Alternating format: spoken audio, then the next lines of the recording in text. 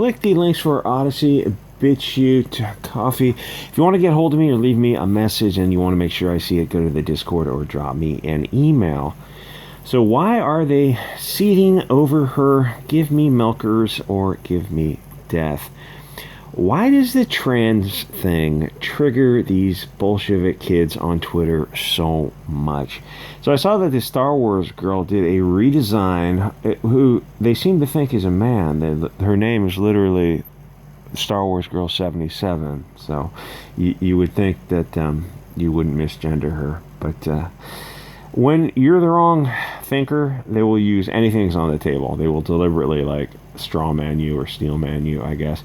So she did a redesign of Peggy Carter, the What If cover, and it was just a long-haired dude, and it, you know, the didn't really hold any appeal for anyone to see a long-haired dude who looks like a football player. Who wants to see that? Very few people want to see that. But then I started to read the comments, and the comments in response to her simple redesign were insane. The level of anger was way disproportionate to just some artist who, I think she's a fantastic artist, but she just did a quick redesign of redo the hair and take off the lipstick. The redesign barely got my attention. It was in and out of my thoughts without really registering, as is what normal people would experience. I just noticed that Peggy Carter looked very masculine, and I moved on with my life. But the comments, I won't even show them on YouTube because they involve threats of violence. The kids were saying things about the artist that shouldn't be said about anyone. But once they label you the enemy, that nothing is off limits. They can wish that you get snuggled as punishment for wrongthink. First of all, they hate Comicsgate and Fandom Menace. They still hate Richard Meyer, who's down here, from like years ago. Some of the SJWs hate watch Comicsgate and Fandom Menace. I guess, what is that, like I guess we'll call it the alt fandom. They hate them, but they still watch the shows. Why on earth would you do that?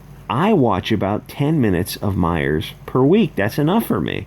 And these Twitter kids are like screen recording these live streams so they can be outraged about it. But if you look at all the live streams that trigger them, the Jack Show, Yellow Flash, and Tug, there's a lot of people screen recording those things and then making clips on them. It's like you're dedicating a lot of time to something for what? You're outraged about people who are reacting to things, but then you're reacting to their reaction.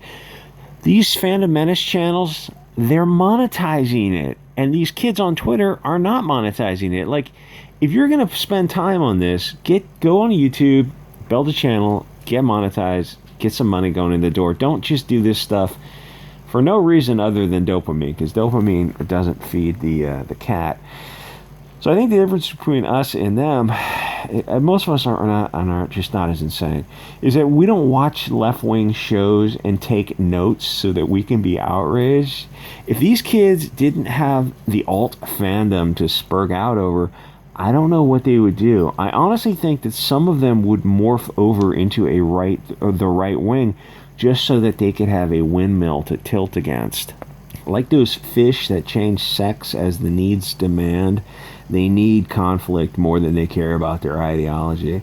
There's a certain joy in being the devil's advocate, which I get that. I totally understand that part myself. I'd love to play the role. If Comicsgate and Phantom Menace went to Odysee, the soy kids would absolutely follow them there. It kind of reminds me about, who's that chick, Ren, or on Twitter, who Vic Mignogna went to some convention, so that immediately as soon as she found out he went, she got a ticket so she could be outraged about it on Twitter. It's like, you signed up after he signed up. You're just doing this for attention. They can't accept that people don't just love the cultural Bolshevik propaganda. How dare you not like the latest degeneracy out of Hollywood? Soy kids take it as a personal affront that someone would reject Hollywood propaganda. So I spent like an hour scrolling through these comments because they're really entertaining. And I saw that the object of their vitriol was Anna Yellow Flash, who I guess is trying to advocate for men to cry or something. It seems like a weird thing to try to convince people of. And, if you're doing a lot of time crying, you're probably depressed, and you should get some exercise and reach out to people. And Richard Meyer still triggers the hell out of them. These three drive the Twitter kids crazy, which is weird because all you have to do is block them on Twitter, or for the love of God, get off Twitter. If Twitter's not paying your bills, you can't advertise on it or drive traffic to something, just get off Twitter. It's not worth it. It's not worth anything. Pick up a guitar, learn to play, do something. Anything is better than being on Twitter. And believe it or not, you don't actually have to watch these people's YouTube channels if you're not entertained by them. Yellow Flash is not going to come to your house and lecture you on anime and then start crying. They are internet personalities. They can't hurt you. Myers did a review on a comic where everyone was a gay, lesbian, transsexual, POC or something. And, predictably that drives the kids insane. So did Anna's redrawing where she said that women look like women and men aren't women, to roughly paraphrase. And I've noticed that anything related to the BLT stuff pisses them off. But then the trans issue puts them into an incandescent killing rage. And I mean that literally. And at night, I go walking in the hills with the bears, mountain lions, coyotes, and raccoons who insist on making sweet love in front of me. Literally, they were doing it, I guess, raccoon style. And they both looked up at me like we were all embarrassed to just be in that situation. And actually, the other night, I did walk across some kids who were doing much the same thing in their car. Anyway, and I do my thinking when I walk at night with the coyotes who literally chase deer right in front of me. Those are vicious little bastards. So why the trans and the pronoun issue upsets them? I think because it's objective, not subjective. It's a line in the sand of reality, a binary between fact and fiction. Do you even 1984, bro? If they can make you believe absurdities, then they can commit atrocities based on those absurdities. If you want to mutilate your child or have drag story hour, then I suppose that you could argue it's a part of your belief system or culture, or it's your religion of cultural Marxism, of bringing a light onto the world. You have an argument to make based on subjective issues. But when we look at Peggy Carter and say that that's a man's body, we're correct more often than not. 99% of the time, that is a male's body. But critical theory, Bolshevism, as interpreted nowadays through the lens of the globalism, wants to brainwash people into accepting whatever new asinine notion comes their way without critical thought. A woman is an adult human female. It's a word that refers to a concept. Your sex isn't assigned at birth. That is cultural Marxist propaganda. Your sex is described based on a quick glance at external genitalia, penis and vagina. It doesn't matter the clothes you wear. A woman is more than a dress and lipstick. You don't mutilate yourself or take hormones to be your true, authentic self. That doesn't make any sense. Here's the thing. I'm on the left or right on different issues, and I might be wrong, but I'm going to argue in good faith and fair dealing. If the right jumps on the blame China or Russia or whatever issue they jump on, I want to see some evidence first. But if the left starts saying things that are objectively a material misrepresentation of the truth, then I would disagree, even if it gets me ostracized. But to disagree with one part of the left's dogma will get you labeled a Nazi. If you're on the left, but you're pro-life and closed borders, then you're not on the left anymore.